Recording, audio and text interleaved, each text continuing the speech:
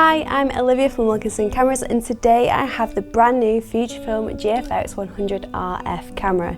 It's a 100 megapixel medium format fixed lens camera, a scaled up X100 or a scaled down GFX100S2.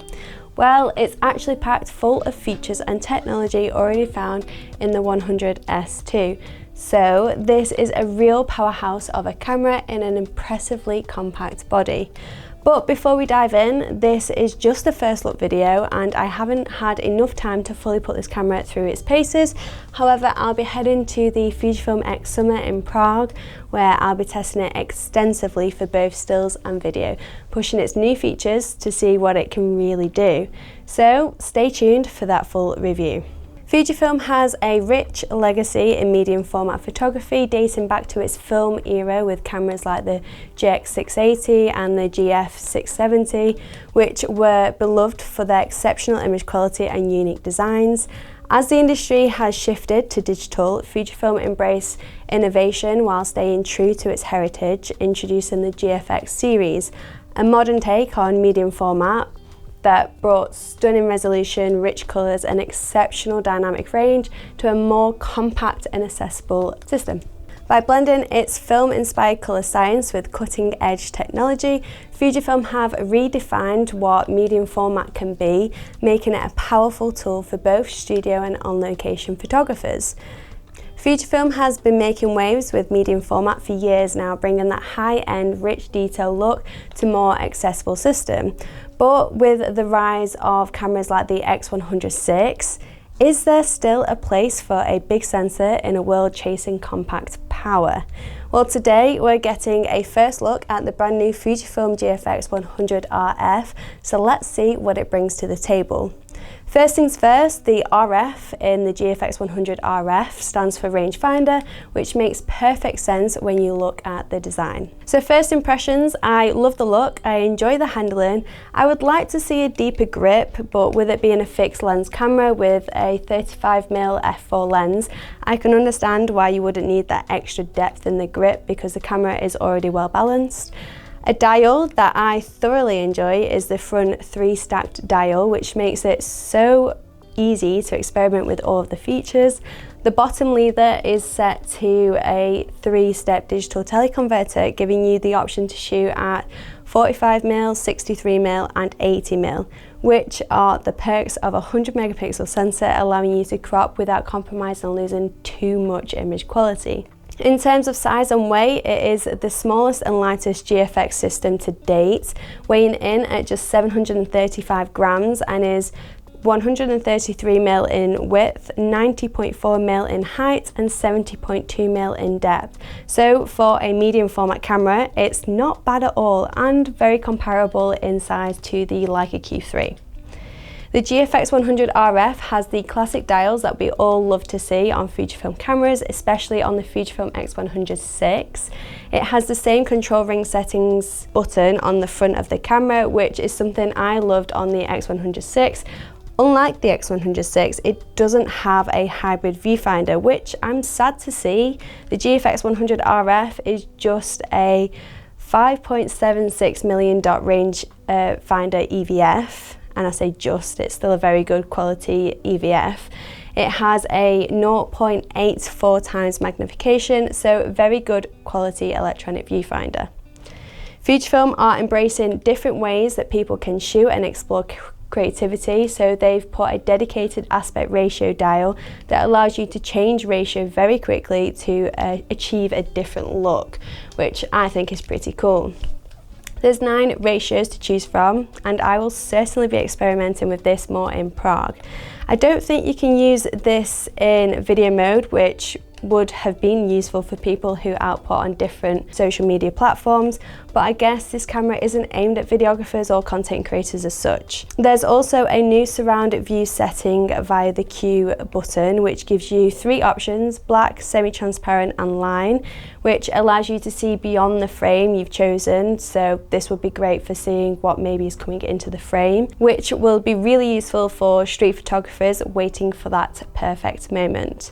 It takes a NPW235 battery, same as other GFX cameras, cameras, so we know it will be sufficient. In terms of overheating, there isn't any mention of that just yet, so I will take note of any overheating, if any at all, in our full review video.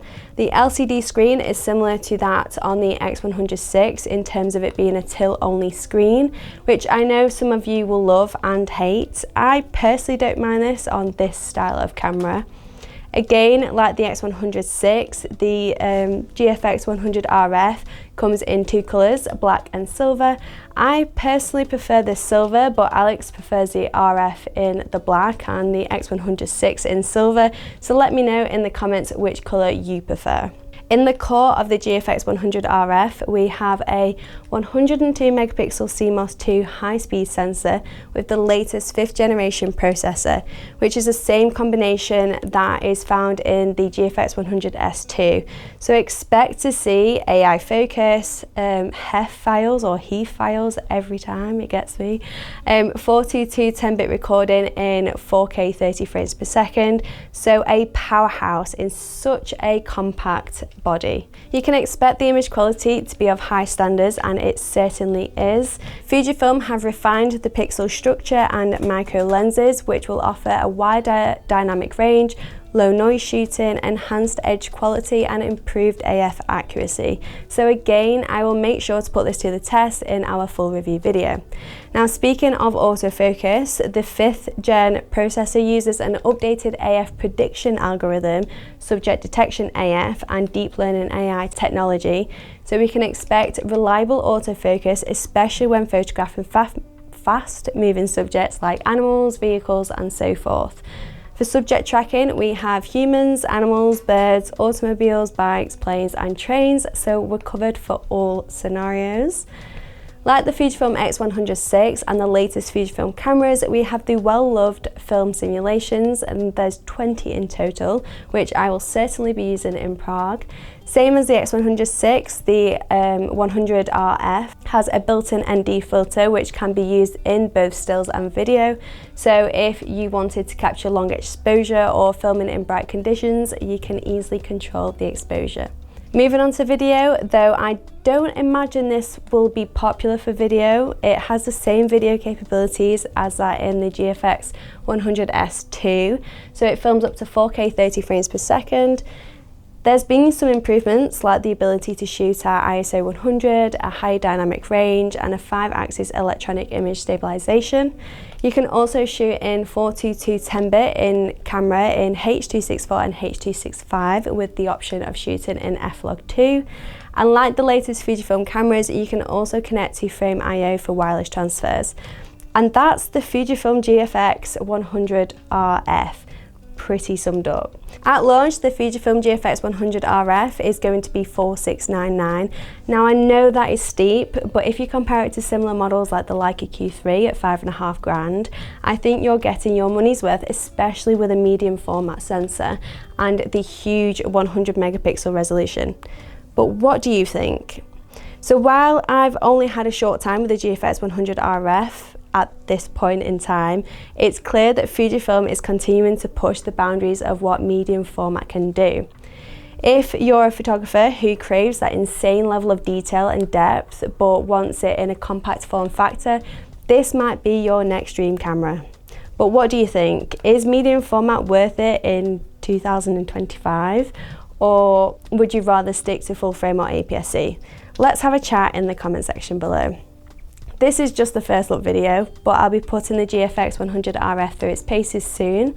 So if you want to see a full review with sample shots and comparison, make sure to subscribe to our channel. And let me know what you want to see tested in the full review video.